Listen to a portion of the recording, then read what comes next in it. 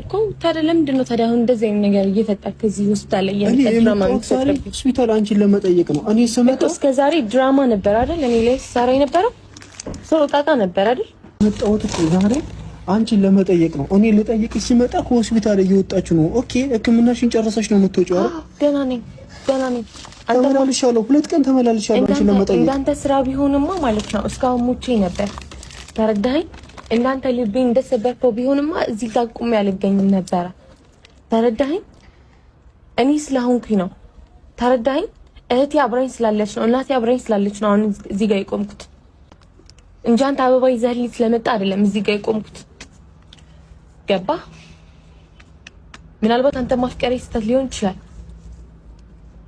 እስካሁን እዚህ ሆስፒታል ውስጥ እስከሚገባ ጊዜ ግን አፍቅር ነበር።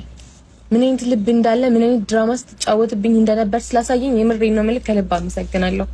ከዚህ በኋላ ግን እቺ ድሮዋ ህያብ የለችም። እቺ ድራማ ልትሰራባት የምትችለው ህያብ የለችም። አንተ ማፍቀሪ እዚህ ያክል ጸጸት ውስጥ እንድገባ ነው ያደረከኝ። ተረዳኸኝ? ይሄን ያክል ውሳኔ እንደወስን ያደረከኝ። በቃ እኔ ካንተ ጋር ምንም አይነት ክፉ ቃል መነጋገር አልፈልግም። በቃ እንደማንኛውም ሰው በሰላም መለየት ካለብን እንለያያለን። ግን ሂድ መለስ እያልክ እኔን ልቤን ለመስበር አትሞክር። በቃ ከሄድክ ሂድ። በቃ ከዚህ በፊት ብዙ ጊዜዎችን ለመሄድ ሞክረሃል። ሂድ። እኔ በጣም ብዙ ጊዜዎችን የእናንተ መሀል ያለውን ፍቅር ለመገንባት የእናንተ መሀል ያለውን ነገር ለመገንባት ለማስተካከል ብዙ ነገር ሞክሬያለሁ። ተረዳኸኝ? ግን እየለፈው የነበርኩት እስከዛሬ እኔ ብቻ ነበርኩኝ። አንተ ለመሸሽ ስትሞክር እኔን ለመቅረብ ነበር እየሞከርኩኝ ነበር። በቃ ሂድ መለስ እያልክ መልሰ ልቤን እንትን ለማለት አትሞክር። በቃ ሄድክ እስከ መጨረሻው ድረስ ከስቤሽ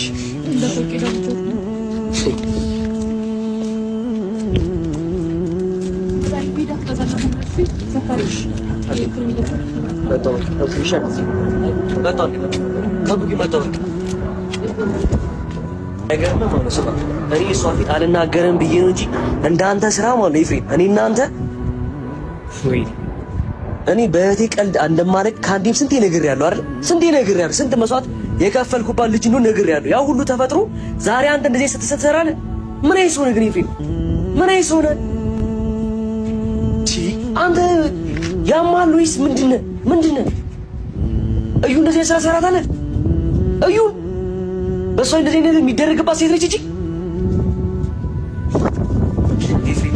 እዩ ካሁን በኋላ እንደዚህ አንድ ነገር ትሁንና እኔ እናንተ የመጨረሻችን ነው። ሰማኛ